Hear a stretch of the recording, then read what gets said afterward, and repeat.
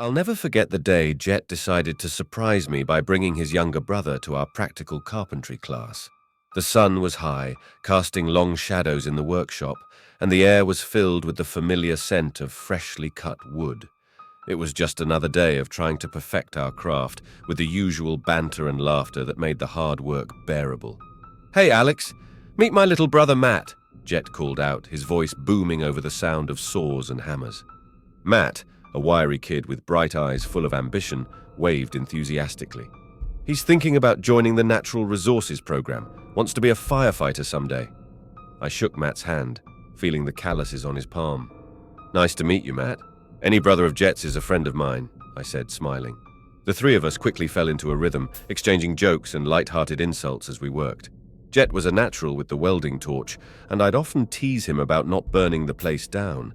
In return, he'd joke about my meticulous attention to detail with woodworking, saying I could make a palace out of matchsticks. But even as we laughed and enjoyed each other's company, a weight pressed on my shoulders, a weight I carried from home. My mother's addiction to drugs had turned our lives upside down. Every day was a struggle to keep things normal for my little sister, Emma. She was my world, and everything I did was for her. I'd enrolled in the professional school to become a carpenter, hoping it would be the ticket to a stable job and a stable life. The thought of providing a safe, secure environment for Emma was what kept me going, even on the toughest days. At first, Matt was a breath of fresh air. His enthusiasm for becoming a firefighter was infectious, and he seemed genuinely interested in our work. He'd watch us with wide eyes, asking questions and eagerly soaking up every bit of knowledge. I admired his drive. It reminded me of why I was pushing myself so hard. But as weeks passed, Matt's behavior began to change. The friendly visits turned into unexpected drop-ins, and his questions became more personal. He started showing up at my house, standing outside and watching, his presence a constant, unnerving reminder that something wasn't right. One evening, as I walked home from class, I saw him again. He was standing across the street, staring at our apartment building. My heart raced, a mix of fear and anger bubbling up inside me. I tried to brush it off, telling myself he was just a kid with a lot of curiosity. But deep down, I knew there was more to it. I confided in Jett, hoping he could talk some sense into his brother. "Jett, your brother is starting to freak me out. He's been following me home, and it's getting to the point where I don't feel safe," I said, trying to keep my voice steady. Jett looked concerned but tried to reassure me. "I'll talk to him, Alex. I'm sure it's just a phase. Matt looks up to you, you know?" But after that conversation, things only got worse. Matt's visits became more frequent, his questions more invasive. He started leaving notes, cryptic messages that sent chills down my spine. It wasn't just curiosity anymore, it was something darker, something menacing.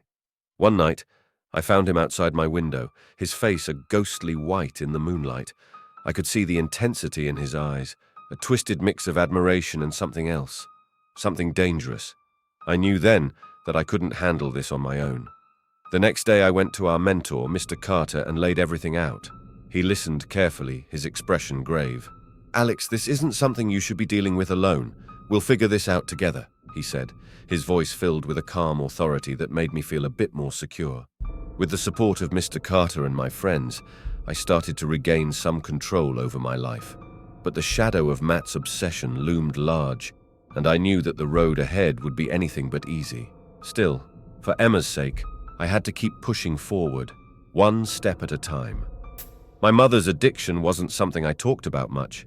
It was a wound I kept hidden, a source of shame that threatened to consume me if I let it. But on some nights, when the house was quiet and Emma was asleep, I'd sit in the dark and think about how things used to be, before the drugs, before the chaos. Mom had been different once. She was vibrant, full of life, and always had a smile for everyone. But then, things changed. It started with painkillers after an injury at work, and before long she was in deep.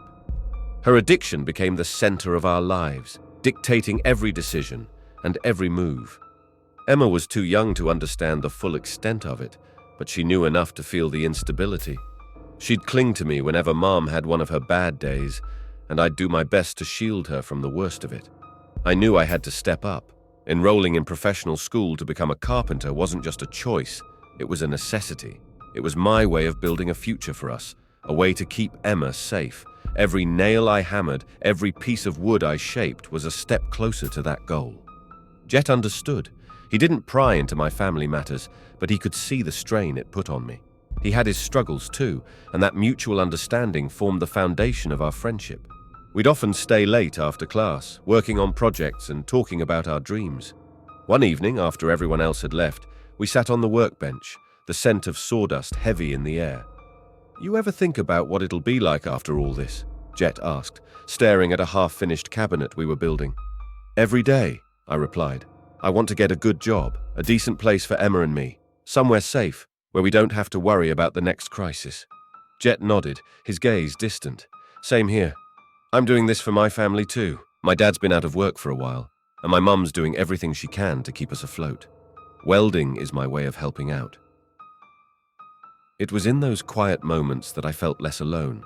We were both fighting our battles, and it was comforting to know someone else understood. But Matt was always in the background, his presence a constant source of unease. His obsession with me grew more intense, and despite Jett's reassurances, I couldn't shake the feeling that things were going to get worse. One afternoon, as I was packing up to leave, Matt appeared at the door. His eyes were wide, and there was a manic energy about him that set my nerves on edge. "Alex, can we talk?" he asked, his voice too calm. "Not now, Matt. I've got to get home," I said, trying to sidestep him. He grabbed my arm, his grip tight and unyielding. "Please, it's important." I looked around, hoping to see Jett or someone else, but the workshop was empty. Reluctantly, I nodded. "All right, but make it quick." Matt led me outside, away from the building. "I know you're struggling," he said, his voice barely above a whisper. "I can help you. I can make things better for you and Emma." His words sent a chill down my spine. "What are you talking about?" He leaned in closer, his eyes burning with an unsettling intensity. "You don't have to do this alone. We can be a team. I can protect you." I pulled away, anger flaring. "I don't need your help, Matt. Stay away from me and my family." His face twisted with rage, and for a moment I thought he might lash out, but then he stepped back, his expression shifting to one of hurt and confusion. "You'll see, Alex. You'll see that I'm the only one who truly understands." I watched him walk away, my heart pounding. It was clear that Matt's obsession was spiraling out of control, and I knew I had to do something before it was too late. That night, I sat down with Emma, her innocent face a stark contrast to the darkness I was dealing with. "Everything's going to be okay, Em," I said, brushing a strand of hair from her forehead. "I promise." She smiled up at me, her trust unwavering. "I know, Alex. You always take care of me." Her words were a balm to my troubled mind. I had to stay strong, not just for myself, but for her. No matter what Matt did, no matter how hard things got, I had to keep moving forward. For Emma, for our future, and for the life we deserved. The days following my confrontation with Matt were a blur of tension and fear. Every time I left the house, I felt his eyes on me, and each night I double-checked the locks on our doors. Emma sensed my unease, and I hated that she had to live with this shadow over our lives. At school, I threw myself into my work, hoping the routine would provide some relief. But even there, I couldn't escape Matt's presence. He began showing up at odd times, lurking in the hallways or hanging around outside my classes. His constant surveillance was unnerving, and I felt my resolve weakening. One afternoon, as I was sanding down a piece of oak for a new project, Jett approached me. "You look like you haven't slept in days, man. What's going on?" I sighed, setting down my tools. "It's Matt. He's not just following me anymore. He's watching my house, leaving notes, and it's freaking me out. I can't keep living like this." Jett frowned, concern etched across his face. "I talked to him, but it seems like it didn't help. Maybe we need to involve someone else, like the school administration or even the police." I shook my head. I don't want to escalate things unless I have to. I just want him to stop. As the weeks passed, Matt's behavior grew increasingly erratic. He started showing up at places where he had no reason to be, like the grocery store or the park where Emma and I sometimes went on weekends. His notes became more threatening, filled with dark promises and veiled threats. One evening, after another unnerving encounter with Matt, I decided to confront him directly. I found him waiting outside my house again, his expression twisted with a mix of anger and desperation. "Matt, this has to stop," I said firmly, standing my ground. You're scaring me and my sister. Whatever you think this is, it needs to end now." He stepped closer, his eyes wild. "You don't understand, Alex. I'm the only one who can protect you. I'm the only one who cares enough to do it." I felt a surge of frustration and fear. "This isn't protection, Matt. This is harassment. If you don't back off, I will go to the police." For a moment, he looked stunned, as if he couldn't comprehend my words. Then his expression hardened. "You'll regret this," he spat, before turning on his heel and storming off into the night. The next day, I went to Mr. Carter's office. I needed advice, and he was the only person I trusted enough to ask. When I explained the situation, he listened intently, his face growing more serious with each detail. "Alex, this is beyond what you should have to handle alone," he said finally. "We need to get the authorities involved. This behavior is dangerous, and you and Emma need to be safe." I nodded, feeling a mixture of relief and apprehension. "I know, I didn't want to make things worse." Mr. Carter placed a reassuring hand on my shoulder. "You're doing the right thing. Let's go to the principal together and explain what's been happening." The meeting with the principal was nerve-wracking, but she took the situation seriously. She promised to speak with Matt's parents and involve the school counselor. She also advised me to file a police report to ensure there was an official record of Matt's behavior. That evening, I sat Emma down and explained that things might get a little hectic for a while, but it was all to keep us safe. She looked up at me with those big, trusting eyes and nodded. "I know you'll keep us safe, Alex. You always do." Her faith in me was both comforting and burdensome. I couldn't let her down. A few days later, a police officer came to our house to take my statement. As I recounted the events of the past weeks, I realized how much I had been carrying alone. The officer was patient and understanding, assuring me that they would keep an eye on Matt and take steps to ensure our safety. With the school and police involved, Matt's presence diminished, but the fear lingered. I kept expecting him to show up, to escalate his actions. But as the days turned into weeks, things slowly began to return to normal. One afternoon, Jett and I were working on our final project for the semester, a beautifully crafted bookshelf. As we sanded and polished the wood, he looked over at me. "You seem better. How are things at home?" I gave a small smile. "Getting better. Emma and I are doing okay. I think things are finally starting to settle down." Jett nodded satisfaction in his eyes. "Good. You deserve some peace, man." For the first time in a long while, I felt a glimmer of hope. The road ahead was still uncertain, but with the support of my friends and the determination to create a better life for Emma and myself, I knew we could face whatever came our way. As the semester drew to a close, I looked forward to the future with a sense of cautious optimism. The nightmares that Matt had brought into our lives were fading, replaced by the dreams I had for our future. A future built on resilience, hard work, and the unwavering bond between me and my sister. As the weeks turned into months, Matt's presence in my life diminished, but the scars of his harassment remained. Every time I walked to school or took Emma to the park, I found myself looking over my shoulder, half expecting him to appear. Despite the police involvement and the school's intervention, the fear lingered, an unwelcome shadow over our lives. One day, as I was cleaning up after class, Jett approached me with an unusual seriousness in his eyes. "Alex, there's someone I want you to meet," he said. "It's about Matt." My heart sank at the mention of his name.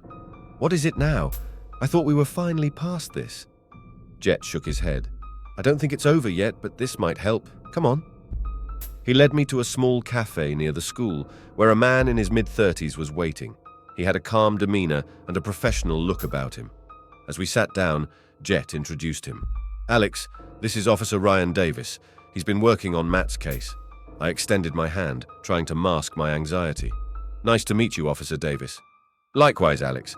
I've been following your situation closely," Davis said, his voice steady and reassuring. "Jett told me about everything you've been through, and I want you to know that we're doing everything we can to keep you and Emma safe." I nodded, feeling a mix of relief and apprehension. "I appreciate that. It's been a tough few months." Officer Davis leaned forward, his expression serious. "I need you to know that Matt's behavior is not your fault.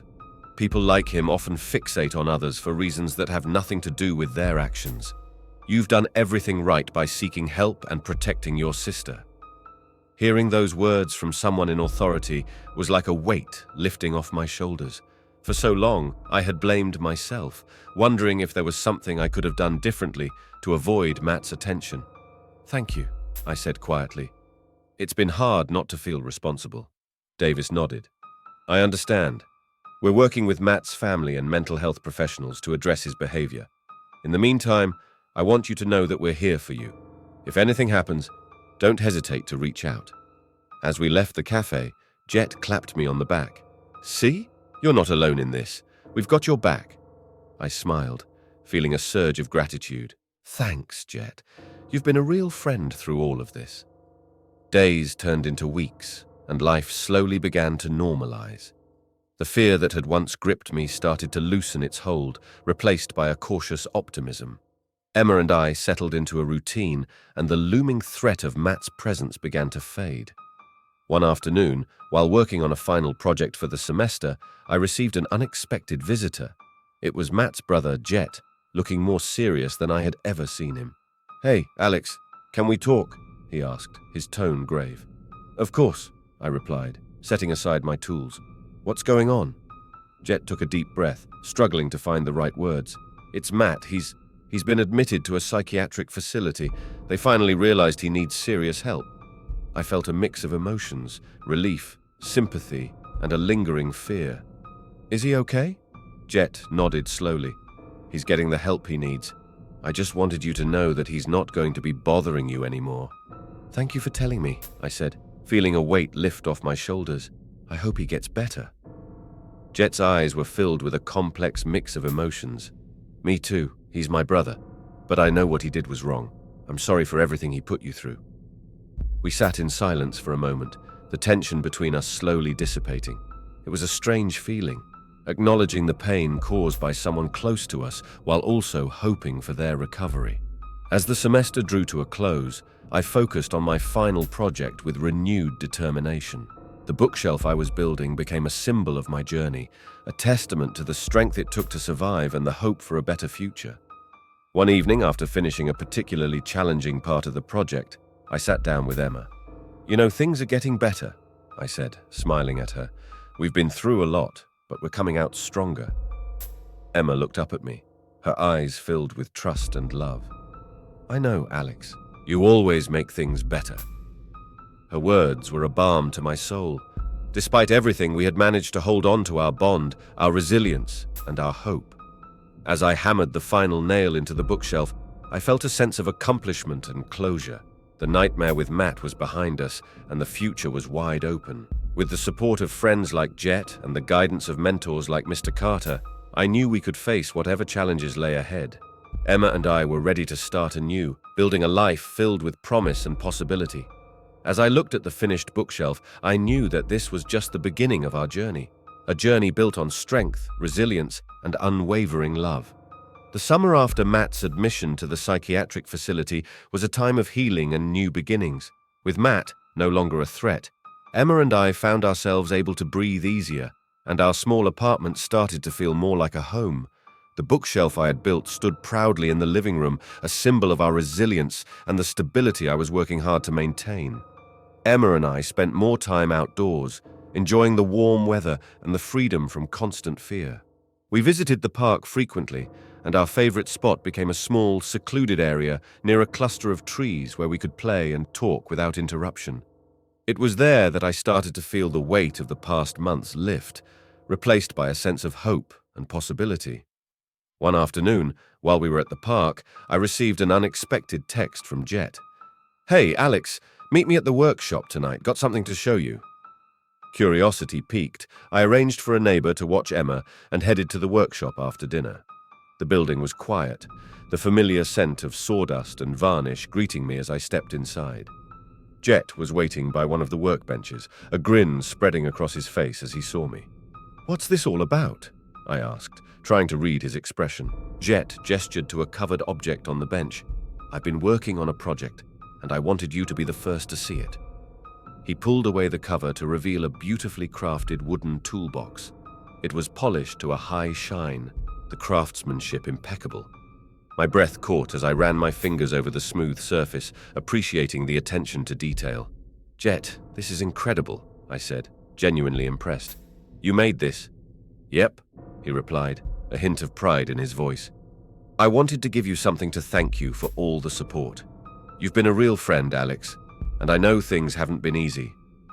I looked at Jett, gratitude welling up inside me. Thank you, Jett. This means a lot. You've been a great friend too, more than I can say. As we talked, I realized how much our friendship had deepened over the past months. We had both faced our share of challenges, and through it all, we had been there for each other. The toolbox was more than just a gift. It was a symbol of our bond and the journey we had shared. With the summer days stretching out before us, I decided it was time to tackle a new project. I wanted to create something that would not only benefit me and Emma, but also give back to the community that had supported us through our struggles. I approached Mr. Carter with the idea of building a playground for the local park. It would be a great way to give back and provide a safe place for kids like Emma to play, I explained, excitement in my voice. Mr. Carter's eyes lit up with approval. That's a fantastic idea, Alex. It will be a lot of work, but I think it's something the whole community can get behind. With Mr. Carter's support, I rallied a group of students and volunteers, including Jett, to help with the project. We spent our days planning and our evenings working, transforming a neglected corner of the park into a vibrant play area filled with swings, slides, and climbing structures. The work was hard, but it was also incredibly rewarding. Each piece of wood we cut, each nail we hammered, was a step toward creating something lasting and meaningful. Emma often came by to watch our progress, her laughter echoing through the park as she played with the other kids. One evening, as the sun set over the nearly finished playground, Jett and I sat on a bench watching the kids run around. "This is something, isn't it?" Jett said, a satisfied smile on his face. "Yeah, it is," I agreed. "It feels good to give back, to create something positive after everything that's happened." As we sat there, I thought about the journey that had brought us to this point. The challenges, the fears, and the triumphs had all led to this moment of peace and accomplishment. It wasn't just about building a playground. It was about building a future where Emma and I could thrive. The official opening of the playground was a community event. Families gathered, children laughed and played, and the sense of togetherness was palpable. I stood by the entrance, watching Emma on the swings, her face lit up with joy. It was at that moment I realized that we had come full circle. We had faced the darkness and emerged stronger, ready to embrace the future with open hearts. As the evening drew to a close, Mr. Carter approached me, his eyes reflecting pride. "You've done something incredible here, Alex. This playground is more than just a play area. It's a testament to your strength and resilience." "Thank you, Mr. Carter," I said, feeling a surge of emotion. I couldn't have done it without everyone's support. He nodded, placing a hand on my shoulder. "Remember, Alex, you're never alone. You have a community that stands with you." Looking around at the smiling faces and hearing the laughter of children, I knew he was right. We had built more than just a playground. We had built bridges, connections that would support us through whatever came next. And as I stood there, surrounded by friends and family, I felt ready to face the future, knowing that together we could overcome anything. The fall semester began with a sense of accomplishment and optimism. The playground we built over the summer became a cherished spot in the community, and every time I saw kids playing there, I felt a deep sense of pride. Emma started 3rd grade, and she seemed happier and more carefree than ever before. Life was finally settling into a comfortable rhythm. However, just as things seemed to be falling into place, the shadows of the past began to creep back in. It started with small, almost unnoticeable signs. Strange noises outside our apartment at night, an unfamiliar car parked down the street for hours, and that unsettling feeling of being watched. I tried to ignore it, convincing myself that I was just being paranoid after everything that had happened with Matt. One evening, while Emma was at a friend's house for a sleepover, I was alone in the apartment, catching up on some homework. The room was quiet. The only sound was the scratching of my pencil on paper. Suddenly, a loud knock echoed through the apartment, startling me. I walked to the door, my heart pounding, and peered through the peephole. A delivery man stood there, holding a package. I opened the door cautiously. "Package for Alex Turner," he said, handing me a small plain box. I thanked him, closed the door, and placed the package on the table. There was no return address, and the handwriting on the label was unfamiliar. I hesitated, a sense of unease washing over me. Slowly, I opened the box. Inside was a single sheet of paper with a message written in a bold, jagged script. "I haven't forgotten you. See you soon." My blood ran cold. I recognized the handwriting. It was Matt's. How had he managed to send this? He was supposed to be in a psychiatric facility receiving the help he needed. Panic set in as I realized that Matt might be back, and he could be even more dangerous than before.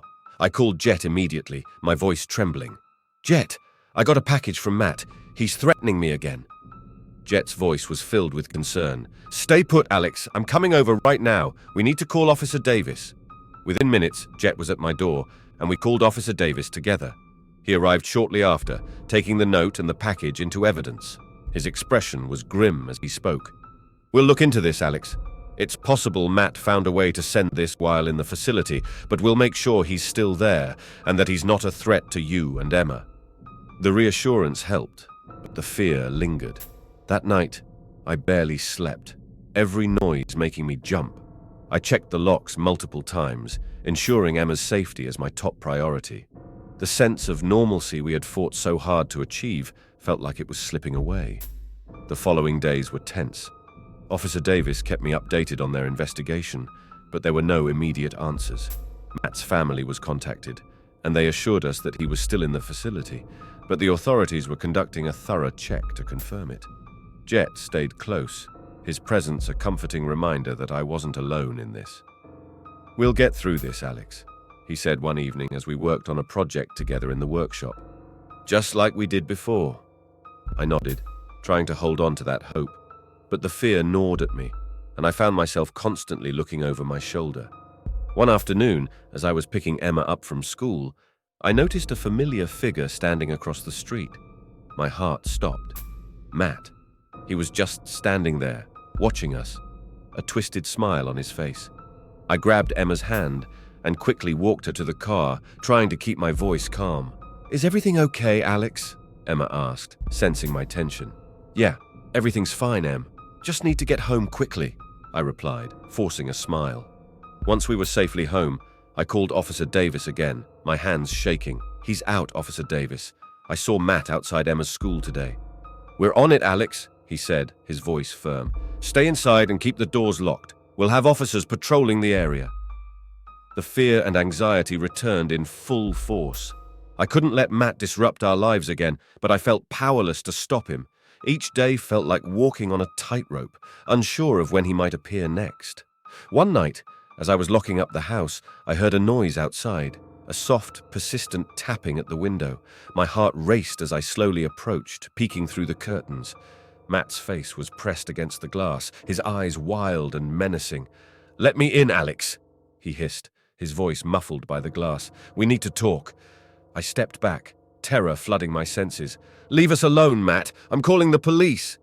His expression twisted with rage. "You can't hide from me forever." I backed away, grabbed my phone, and dialed 911. Matt continued to tap on the window, but as I spoke to the dispatcher, I heard the sound of sirens approaching. Matt's face contorted with anger before he disappeared into the night. When the police arrived, they searched the area but found no sign of Matt. Officer Davis stayed behind, his concern evident. "We're going to increase patrols and make sure you and Emma are safe," he assured me. "We'll find him, Alex. I promise." As the officers left, I sat down, exhausted and overwhelmed. Emma came over and hugged me, her small arms offering a surprising amount of comfort. "It's going to be okay, Alex," she said softly. "We're strong, remember?" I held her close, tears welling up in my eyes. "Yes, Em, we are strong. We'll get through this together." In the days that followed, I worked on reinforcing our home's security, installing new locks, and even setting up a security system with cameras. Jett and Mr. Carter offered their help and support, reminding me that I wasn't alone in this fight. Despite the fear and uncertainty, I found strength in the support of those around me and the unbreakable bond with Emma. We had faced darkness before and emerged stronger, and I was determined to do it again. With each passing day, the shadows of the past felt a little less daunting, and the light of hope grew a little brighter. Together, we would face whatever came next, ready to overcome the challenges and build a future filled with promise and resilience.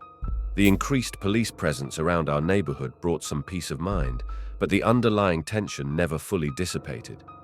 Every day felt like a battle to maintain a semblance of normalcy, both for myself and for Emma. I wanted her to feel safe and secure, even when I was constantly on edge. One evening, as I was helping Emma with her homework, my phone buzzed with a text from Officer Davis. "We need to talk. Can you come to the station tomorrow?" My heart sank, but I replied with a quick yes. I didn't want to worry Emma, so I forced a smile and focused on her math problems, trying to keep the anxiety at bay. The next morning, I dropped Emma off at school and headed to the police station. Officer Davis greeted me with a serious expression and led me to a private room. "Alex, we've been monitoring Matt's activity closely," he began. "We have reason to believe he's been in contact with someone outside the facility who's helping him." I felt a chill run down my spine.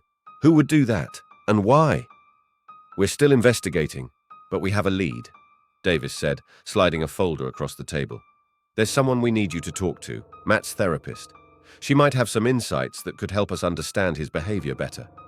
I opened the folder, skimming through the details. Dr. Grace Miller is a specialist in dealing with individuals with severe psychological issues. I agreed to meet with her, hoping she could provide some answers. The following day, I arrived at Dr. Miller's office. She was a tall, composed woman with kind eyes that seemed to see right through me. After brief introductions, we sat down in her cozy, book-lined office. "Alex, I'm glad you came," she said, her voice calm and reassuring. "I want to help you understand what's happening with Matt." "Thank you, Dr. Miller," I replied, trying to keep my voice steady. "I just want to know why he's doing this and how to stop him." She nodded, folding her hands in her lap. "Matt's behavior is rooted in deep psychological issues. His fixation on you is part of a larger pattern of obsessive and manipulative behavior. He's seeking control and attention, and unfortunately, you became his target." I swallowed hard, trying to absorb her words. But why me? What did I do to make him fixate on me? "It's not about anything you did, Alex," Dr. Miller explained gently. "It's about his need to feel powerful and in control. You were simply in the wrong place at the wrong time." The explanation made sense, but it didn't make the situation any less terrifying. "So, what do I do now? How do I protect myself and Emma?" Dr. Miller's eyes softened with empathy. "The best thing you can do is continue working with the authorities and maintaining your support network. And remember, you're not alone in this. We're all here to help you." Her words were a small comfort, a reminder that I had allies in this fight. As I left her office, I felt a renewed sense of determination. Matt might have his issues, but I wasn't going to let him control my life. Back at home, I decided to be proactive. I reached out to the parents of Emma's friends, explaining the situation and asking for their support. They were understanding and offered to help in any way they could. It was another reminder that we were part of a community that cared about us. A few days later, as I was working on a new project in the workshop, Mr. Carter approached me with a thoughtful expression. "Alex, have you considered speaking out about your experience?" I looked up, surprised. "What do you mean?" "Sharing your story," he said. "It could help others who might be going through similar situations. It could also bring more attention to the importance of mental health support and community vigilance." The idea intrigued me. I'd always been private about my struggles, but maybe opening up could make a difference. With Mr. Carter's encouragement, I decided to speak at a community event about my experience with Matt and the importance of seeking help and support. The night of the event, I stood in front of a small crowd, my heart racing. Emma was sitting in the front row, her eyes filled with pride and encouragement. Taking a deep breath, I began to speak. "I'm here today to share my story, not because it's easy, but because it's important," I started. "My sister Emma and I have been through a lot, facing challenges that have tested our strength and resilience. But through it all, we've learned the power of community, support, and never giving up." As I spoke, I saw nods of understanding and empathy from the audience. Sharing my story was cathartic, and I hoped it would inspire others to seek help and support when they needed it. After the event, many people approached me, sharing their own experiences and offering their support. It was a humbling reminder that we were not alone in our struggles, and that by opening up, we could build a stronger, more supportive community. As the days turned into weeks, the sense of fear began to fade, replaced by a newfound sense of purpose. I continued to work on my projects, spend quality time with Emma, and build connections with those around us. One evening, as Emma and I were playing in the park, she looked up at me with a smile. "Alex, do you think things will get better now?" I hugged her tightly, feeling a surge of love and hope. "Yes, Em, I think they already are." With the support of our friends, community, and each other, we were ready to face whatever challenges lay ahead. The shadows of the past might linger, but we had found our light in the darkness, and together we would keep moving forward. The weeks passed with a cautious sense of calm. Emma and I settled back into our routines, but the shadow of Matt's return never fully left our minds. I continued to work on my carpentry projects, finding solace in the rhythm of creating something tangible and lasting. Emma thrived at school, her laughter a constant reminder of the innocence and joy I was fighting to protect. One evening, as I was cleaning up the workshop, my phone buzzed with a message from Jett. "Hey, Alex, meet me at the park. Need to talk." I frowned, sensing the urgency in his words. I quickly grabbed my jacket and headed out, telling Emma I'd be back soon and to stay inside with the doors locked. As I walked to the park, my mind raced with possibilities. When I arrived, Jett was waiting near the playground we had built together. His expression was tense, and I could tell something was wrong. "What's going on, Jett?" I asked, my heart pounding.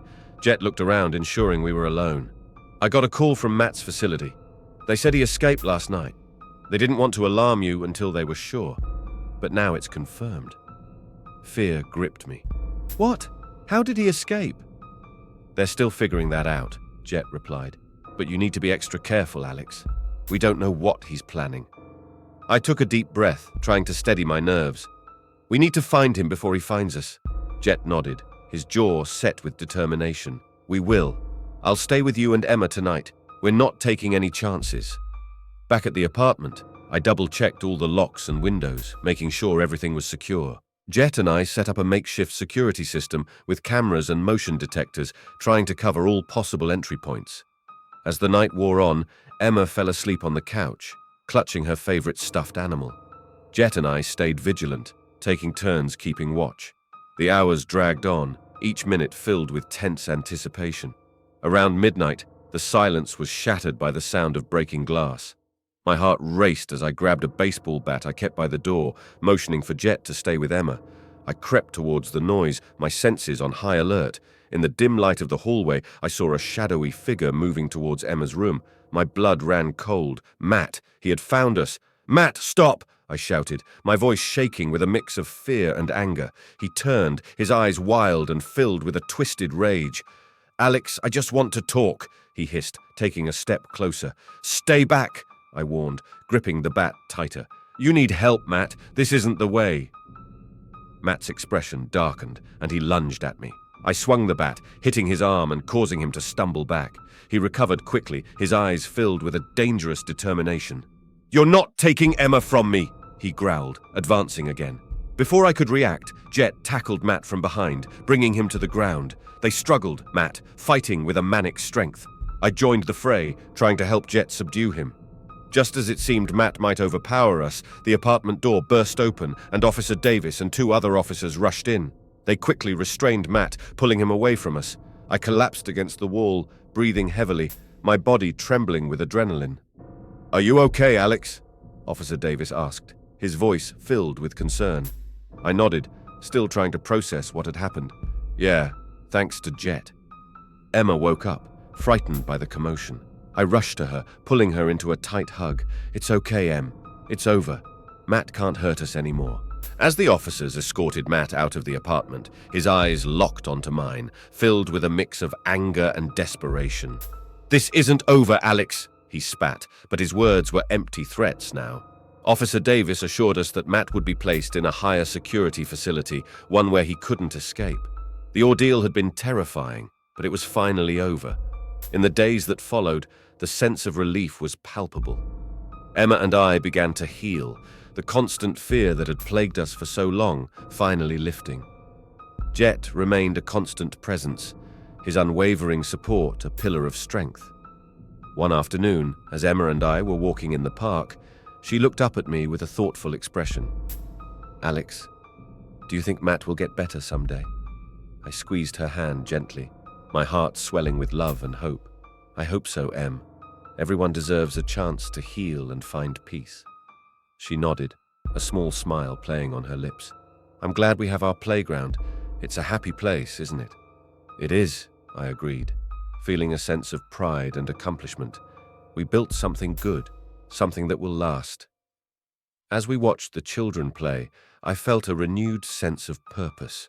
The challenges we had faced had made us stronger, and now we were ready to move forward, leaving the darkness behind and embracing the light. With Emma by my side and the support of friends like Jett, I knew we could face anything that came our way. Our future was bright, filled with endless possibilities and the promise of a better tomorrow. With Matt apprehended and placed in a secure facility, a sense of peace finally settled over our lives. Emma and I slowly resumed our routines, but the scars of the past lingered, reminding us of the resilience we had discovered within ourselves. The community rallied around us, offering support and encouragement. Mr. Carter organized a neighborhood watch program, ensuring extra security for all residents. Jett continued to be a steadfast friend, checking in regularly and helping with any tasks that needed doing. One afternoon, as I was working on a new project in the workshop, I received a call from Officer Davis. "Alex, we just wanted to update you. Matt's trial is coming up next month. They have enough evidence to keep him locked away for a long time." Relief washed over me. "That's good to hear, Officer Davis. Thank you for everything." "We couldn't have done it without you, Alex," he replied sincerely. "Your courage and determination helped us bring him to justice." After I hung up, I sat down on a stool, taking a moment to process everything. The trial would bring closure, a final chapter in this harrowing ordeal. I was ready to face it head-on, knowing that justice would be served and that Emma and I could finally move forward with our lives. As the weeks passed, I focused on rebuilding our sense of security and normalcy. Emma started participating in more after-school activities, her laughter echoing through our apartment once again. I continued to work on my carpentry projects, finding solace in the familiar rhythm of sawing and sanding. One evening, Jett stopped by the workshop, a grin spreading across his face. "Alex, I have some news. I got accepted into the welding apprenticeship program I applied for." "That's fantastic, Jett," I exclaimed, genuinely happy for him. "Congratulations." "Thanks, man," Jett said, clapping me on the shoulder. "I owe a lot to you, you know. If it weren't for our friendship, I don't know where I'd be." I shook my head, feeling a surge of gratitude. "We've been through a lot together, haven't we?" "Yeah, but we came out stronger," Jett replied, his expression serious. "And we're going to keep looking out for each other, no matter what." With Matt's trial approaching, I found myself reflecting on everything we'd been through. The fear, the uncertainty, and ultimately the triumph of overcoming adversity. Emma and I had emerged stronger, our bond deepened by the challenges we faced together. On the day of the trial, Emma and I sat in the courtroom, surrounded by friends and supporters. Officer Davis sat nearby, a reassuring presence as we waited for the proceedings to begin. Matt appeared in handcuffs, his eyes avoiding mine as he was led to the defendant's table. The trial was brief but intense. The evidence against Matt was overwhelming, and his defense was feeble in comparison. I testified about the threats and intimidation we had endured, Emma's presence giving me strength as I recounted our story. In the end, Matt was found guilty of multiple charges, including stalking, intimidation, and attempted burglary. The judge sentenced him to a lengthy prison term, ensuring that he would no longer pose a threat to us or anyone else. As we left the courtroom, a weight lifted off my shoulders. Emma squeezed my hand, a proud smile on her face. "It's finally over, Alex." I nodded, feeling tears of relief and gratitude welling up. "Yes, Em, it's finally over."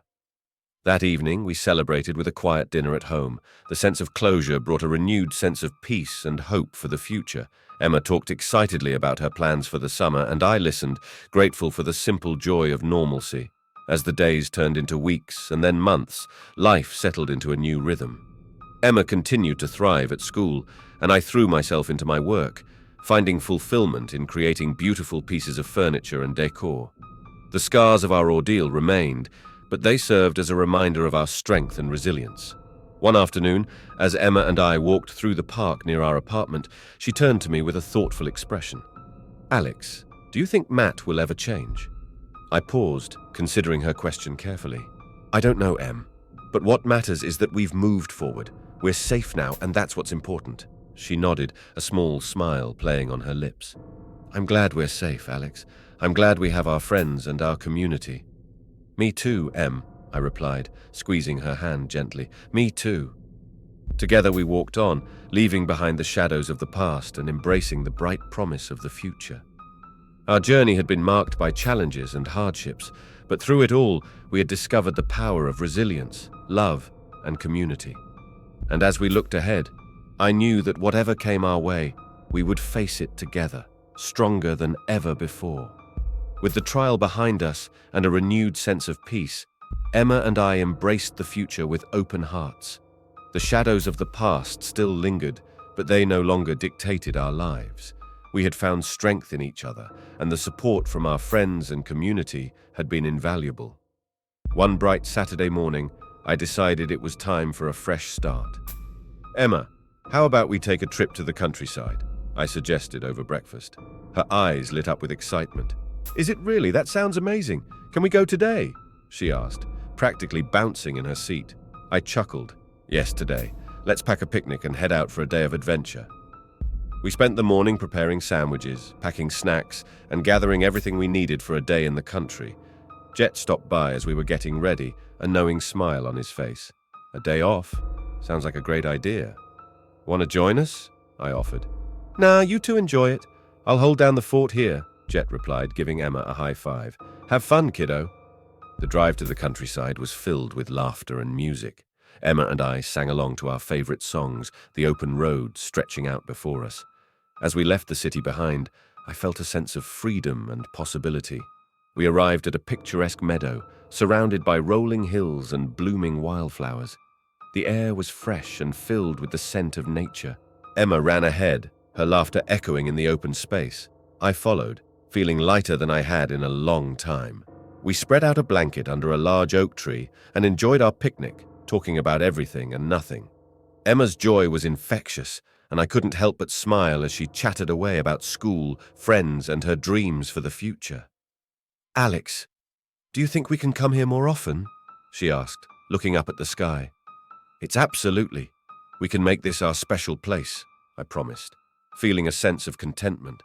As the afternoon wore on, we explored the meadow, discovering hidden trails and a small creek where we dipped our toes in the cool water. The tranquility of the countryside was a balm for our souls, a reminder of the beauty and simplicity of life. On the way back home, Emma fell asleep in the car, a peaceful smile on her face. I glanced at her, my heart swelling with love and pride. We had come so far, and I knew we had many more adventures ahead of us. Back in the city, life continued to move forward. I threw myself into my work with renewed vigor, taking on new projects and honing my craft. Emma continued to excel in school, her confidence growing with each passing day. Jett flourished in his welding apprenticeship, his passion and skill evident in every piece he created.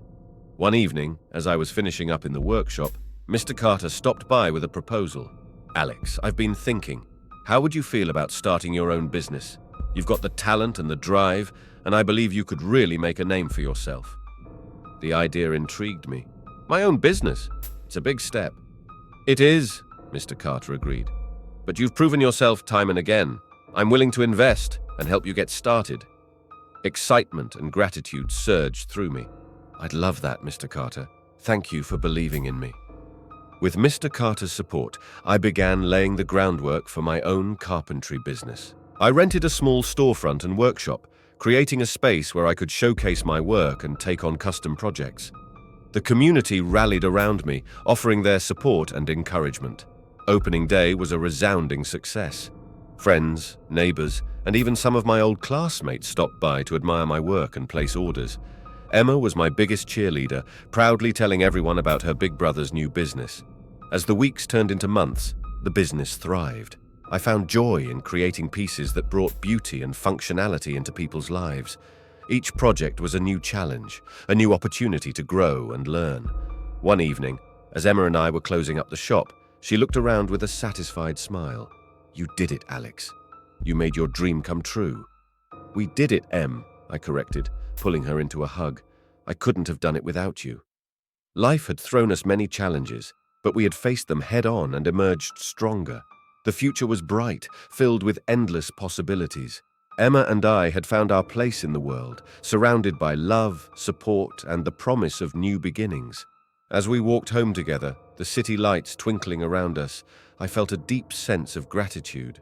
Our journey had been marked by hardship and fear, but it had also been filled with moments of joy, love, and triumph. We had built a life we were proud of, and I knew that whatever lay ahead, we would face it together with courage and hope.